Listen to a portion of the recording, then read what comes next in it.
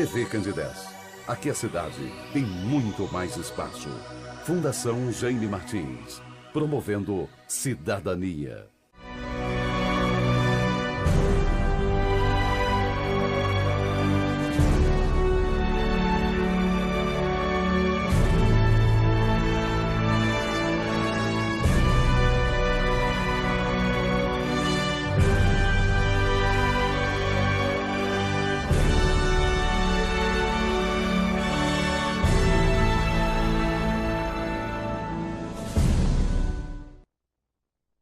Olá, caros amigos que agora acompanham a programação da TV Candidez. Estamos iniciando mais um programa Espírita Nova Era, uma realização da AME, Aliança Municipal Espírita de Divinópolis. E como já é de conhecimento de todos vocês, o nosso encontro objetiva a reflexão acerca da doutrina espírita, dos seus postulados, da sua proposta educativa para as nossas vidas, fazendo desse nosso encontro uma verdadeira sala de aula. E no programa de hoje, nós vamos refletir sobre uma temática muito importante, contida no capítulo 6 do Evangelho segundo o Espiritismo, intitulado O Cristo Consolador. E para estar conversando com a gente sobre isso, nós convidamos ele, que já é conhecido de todos vocês, o nosso amigo Vicente Cardoso. Seja bem-vindo, Vicente. Obrigado, Wilson. Nosso programa mais uma vez. Inicialmente, quando nós falamos de Cristo Consolador, logo a palavra sofrimento entra em pauta. O próprio Jesus, em uma das suas passagens, nos fala que os sãos não precisam de médico, e certo. sim os enfermos. E é isso mesmo, Vicente. Jesus ele veio trazer as suas palavras para aqueles que sofrem. O Evangelho de Mateus, no capítulo 8, versículo 17, ele faz o breve comentário dizendo o seguinte, que Jesus tomou as nossas enfermidades sobre ele e levou as nossas doenças. Com isso, ele quer dizer o seguinte, que Jesus, percebendo que a humanidade estava num momento vivendo uma completa miséria interior, miséria espiritual e, além de tudo, também a miséria material, percebendo que a humanidade estava vivendo as dores, os sofrimentos, os quais ela mesma elege para si mesmo, ele veio em pessoa. Por que ele veio em pessoa? Porque Jesus, ele é apaixonado com todos nós, com toda a humanidade. Ele ama, ele tem uma paixão exacerbada por todos nós. Então, ele fez questão de vir pessoalmente trazer para nós o lenitivo, trazer para nós o bálsamo, capaz de poder. Com isso, quando ele tomou sobre si as nossas enfermidades é subjetivo, quer dizer, é da mente, é nosso. Com isso, as enfermidades nos levam às doenças. E quando ele daqui partiu, deixa no seu legado, ele tinha certeza de que se a humanidade vivenciasse os seus preceitos, a Boa Nova, o Evangelho, certamente as nossas doenças estariam erradicadas. Com isso, ele veio, então, na condição de um consolador, de um libertador de almas, mas também de uma criatura que ama até hoje toda a humanidade. Quando lá no Evangelho do segundo Espiritismo, nesse mesmo capítulo 6, aonde retrata, vinde a mim todos vós que sofreis, estáis sobrecarregados, e eu, quer dizer, o Cristo, vos aliviarei. Tomai sobre vós e aprendei de mim que sou brando e humilde de coração, e aí encontrareis repouso para as vossas almas. E quis colocar que o seu jugo, ele é, digamos assim, ele é suave e que o fardo era leve. Ele estava simplesmente trabalhando na ideia de que o jugo é justamente a observação da lei divina. É a obediência, é o consentimento da razão com relação às leis divinas.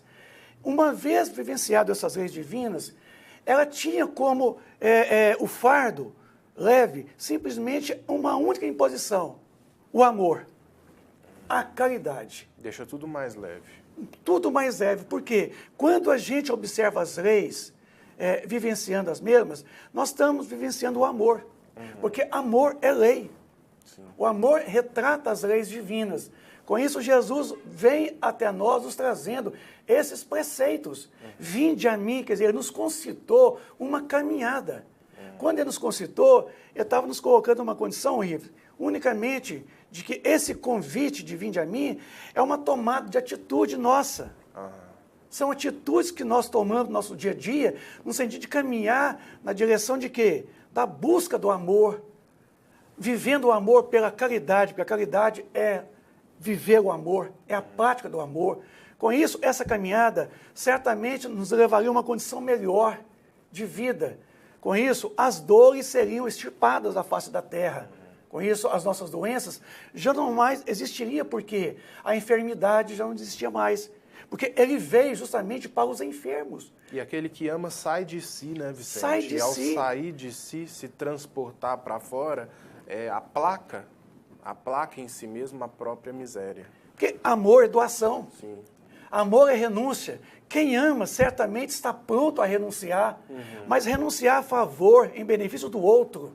Com isso, quem realmente ama está sempre renunciando. Então, o Cristo vem nos trazer esse preceito para que nós pudéssemos aprender a viver numa completa relação de harmonia com as leis divinas. Mas um dos fatores pelos quais também se tornou Jesus o consolo foi o Sermão do Monte. Quando Jesus subiu ao monte e ali se dirigiu a toda a humanidade que estava em busca de uma mensagem, de alguém que pudesse consolá-los, reconfortá-los e mostrar-los a eles a direção a ser seguida, Jesus, ao subir ao monte, Ives, ele falou as chamadas bem-aventuranças, nos concitando a uma condição espiritual da qual nós ainda não éramos portadores. Sim. Então, as bem-aventuranças seriam uma espécie de uma plataforma do reino dos céus. É uma condução para a felicidade, porque o próprio nome bem-aventurado, ele significa o homem feliz, o homem pleno. E o bem-aventurado dos aflitos também, ele vai muito nessa direção, né, Vicente? Bem-aventurados os aflitos, bem-aventurados os misericordiosos, bem-aventurados que têm puro coração, bem-aventurados aqueles que têm sede de justiça, bem-aventurados aqueles que, na verdade, são brandos, são pacíficos, porque esses verão a Deus. Enfim, quando ele sobe no monte e dirige toda aquela multidão, nos concitando a essa atitude chamada de beatitude, que quer dizer felicidade, ele estava deixando muito claro que quando ele vem a mim, onde é que estava Jesus? Ele não estava aqui corporalmente entre nós, ele estava na sua realeza espiritual. Então, ele estava junto. Ninguém vem ao Pai se não for por mim. E quando ele fala vinde a mim, ele estava falando da questão de seguir os preceitos de Deus. Seguir os preceitos. Então, as bem-aventuranças falam das qualidades e virtudes das quais nós precisamos conquistar no nosso dia a dia para encontrarmos a felicidade. Sim. Mas a felicidade, Ives, não é somente encontrarmos a felicidade. Encontrando a felicidade, certamente encontraremos o quê? O caminho que nos conduzirá realmente ao Pai, a Deus. Porque o único caminho que realmente nos conduz a Deus é justamente o caminho da felicidade. Com isso, a nossa posição hoje na Terra, através das bem-aventuranças, através dessa mensagem cristã, é justamente para nos direcionar esse caminho da felicidade. Chegando lá, certamente é o caminho que nós ainda haveremos de percorrer para encontrarmos realmente o reino de Deus. Porque uma coisa é reino dos céus, outra coisa é reino de Deus. O reino dos céus é justamente aquilo que tudo a gente passa a entender, que são os estados de consciência das quais todos nós estamos e possuímos. É aquilo de voltar para dentro de você mesmo, encontrar em você o céu, por isso que é reino dos céus. Com isso, ao voltar para dentro de nós mesmos, encontrando o reino dos céus, certamente é o caminho que nos conduzirá ao reino de Deus. Porque o reino de Deus é um só. Porque há um só Deus, não há deuses. Né? Mas céus são muitos, são estados de consciência. E quando ele se referiu a nós dizendo, na casa de meu pai há muitas moradas, e se não fosse, ele já o teria dito para nós, ele está nos dando uma condição, Ives, de acreditar numa fé do futuro, no futuro, que na verdade não existe ainda. O futuro não existe ainda. O futuro está para nós como aquela condição de expectativa de que você está trabalhando no presente, construindo o futuro. É um plantio. É um plantio. É aqui o segundo preceito dele, a cada um segundo as suas obras, as suas ações. Se é cada um segundo as suas obras e ações, o futuro não existe ainda. E é extremamente consolador essas palavras, né? Porque dá a cada um de nós, vamos dizer assim, a autonomia e a diretriz da própria vida na resolução dos próprios problemas. Eu acho que talvez através desse sentido que essas palavras de Jesus, elas vêm à nossa direção. Quando ele fala tem de bom ânimo, né? Tem de bom ânimo. Esse bom ânimo, quer dizer, o ânimo significa uma energia interna, Sim. né? Que Vem cabe, de alma, né? de alma, Isso. né? Essa potência que todos nós trazemos dentro de nós A força da alma. e que nos leva ao movimento. Agora, Vicente, de que maneira as palavras de Jesus, elas podem nos trazer fortalecimento, elas podem nos trazer esperança, elas nos podem trazer consolo? O que elas têm de especial, capaz de proporcionar esses estados da alma? Ives, Jesus, em todos os seus preceitos, ele veio realmente retratar a lei do amor.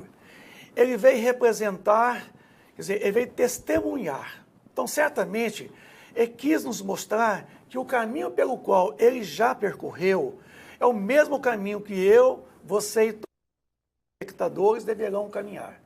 Com isso, ele vem trazer para nós um embasamento muito importante, que é a questão do futuro.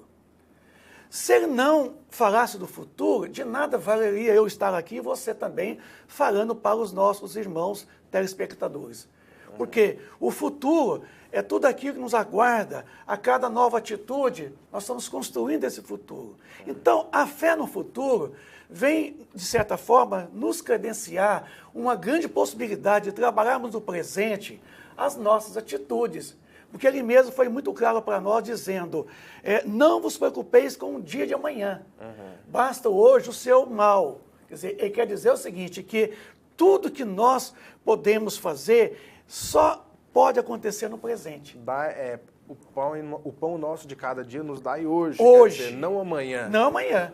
Por quê? Porque hoje, é agora, Ives, é que eu trago em mim o passado. O passado é imexível. Você não pode mudar o passado. O passado já foi consumado. Então, o passado já foi um presente. Mas o passado está tão presente em mim quanto o próprio presente. Então, como eu não posso mudar o passado, mas eu também não posso mudar o futuro, porque o futuro não existe ainda, mas eu posso construir o futuro. Na onde? No presente. Então, é no presente que nós deveríamos agir no sentido de poder acreditar que para mim está reservado um futuro que dependerá das minhas boas ações.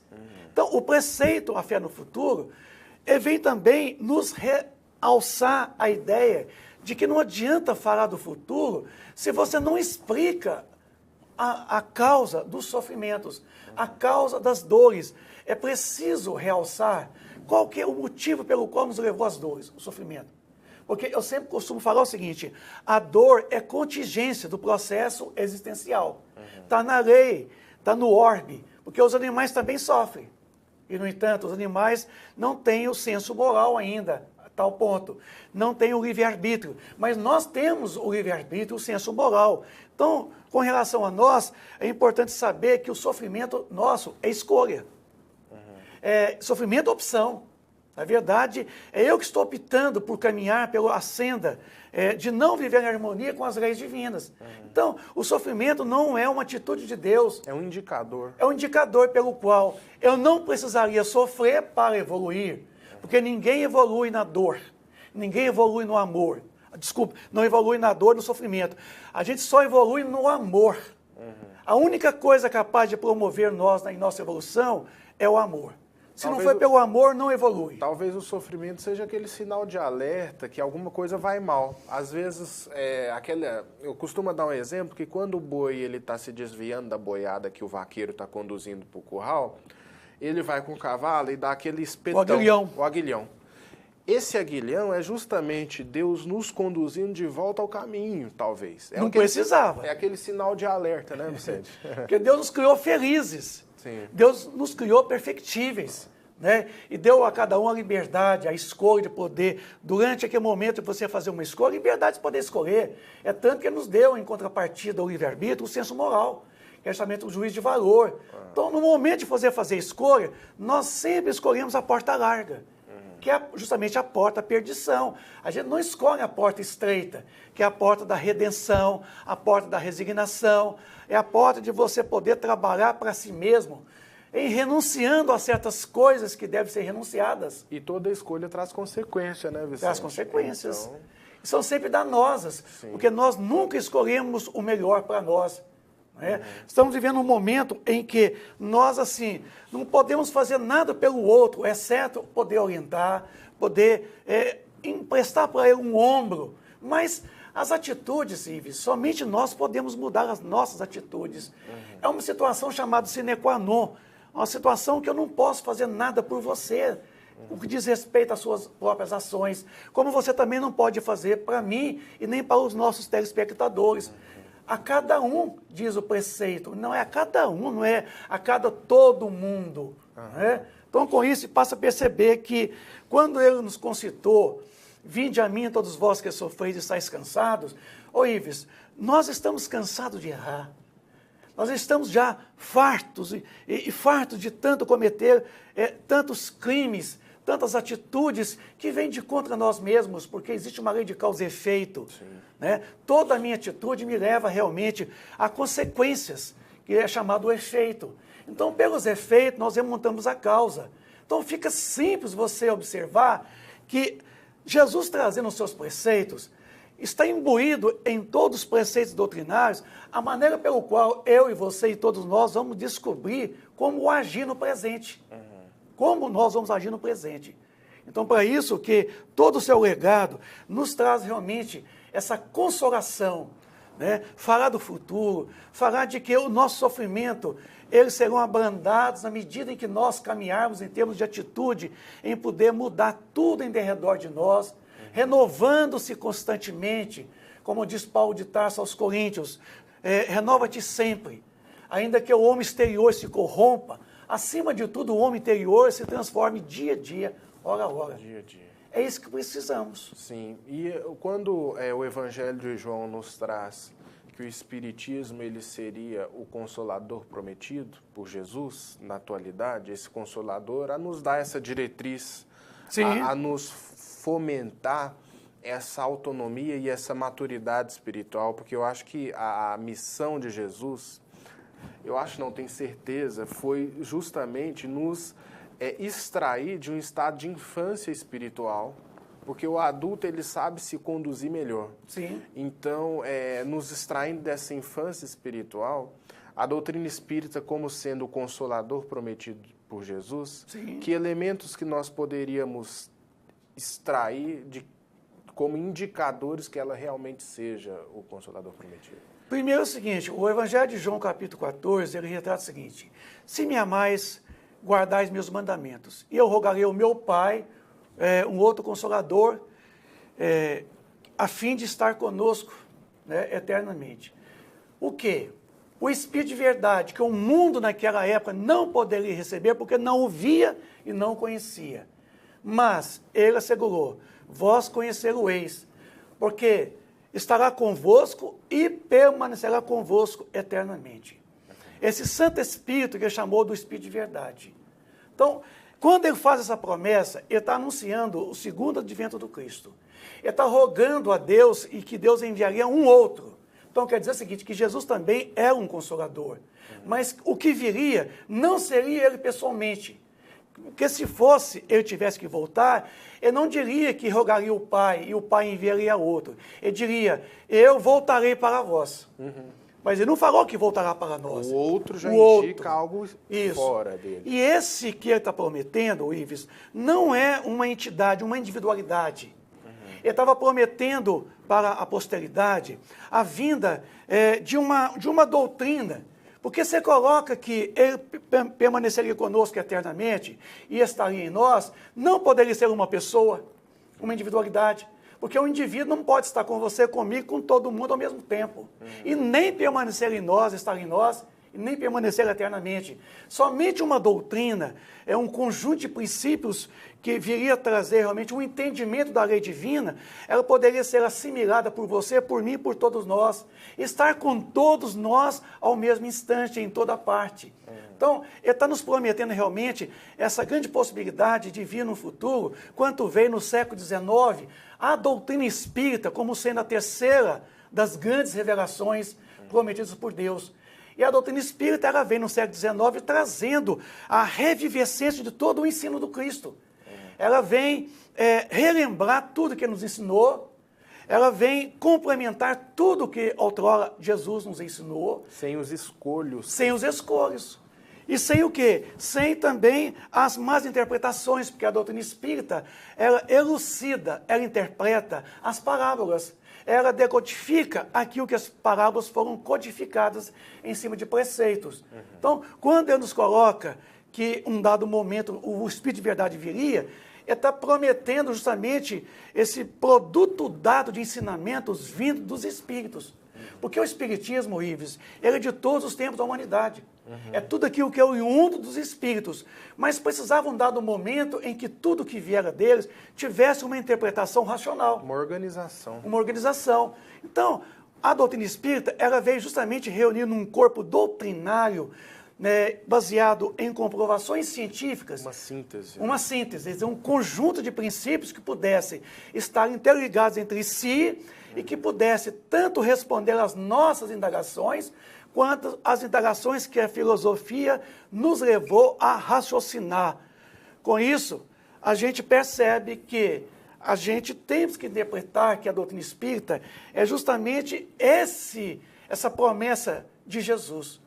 É esse consolador que viria tanto somente consolar, mas esclarecer, nos proporcionar a nossa educação, a nossa evolução espiritual. E uma coisa também comprobatória de que se trata realmente desse Consolador prometido é justamente a questão dos frutos. Jesus mesmo ele nos diz, né, observar a qualidade das árvores pelos Sim. frutos. E os frutos da doutrina, que a doutrina espírita tem espargido pelo mundo, têm sido frutos extraordinários. Extraordinário, porque a doutrina espírita ela chegou até nós primeiro pela prática, que eram os fenômenos, para nos sacudir, nos despertar para o que estava vindo a posteriori, que era essa doutrina, esse conjunto de princípios científicos, filosóficos, de consequências morais, para que nós pudéssemos ter uma interpretação de tudo que os antigos profetas disseram, tudo que Jesus nos falou naquele tempo, porque nós não tínhamos olhos para ver naquele tempo, não tínhamos ouvido para ouvir. Então, ele disse que nós tivéssemos olhos para ver, ouvidos para ouvir, porque ele estava dizendo naquele momento ali, por forma de parábolas, que haveria de permanecer eternamente conosco em todos os tempos, mas que seria nós que viríamos fazer realmente essa interpretação dessas parábolas. Então, a doutrina espírita, ela retrata, e hoje em tempo moderno, justamente esse espírito de verdade, de que não é uma pessoa, como eu já comentei, mas esse conjunto de preceitos da própria verdade em si, vindo em espírito e verdade. A principal característica da doutrina espírita é a verdade.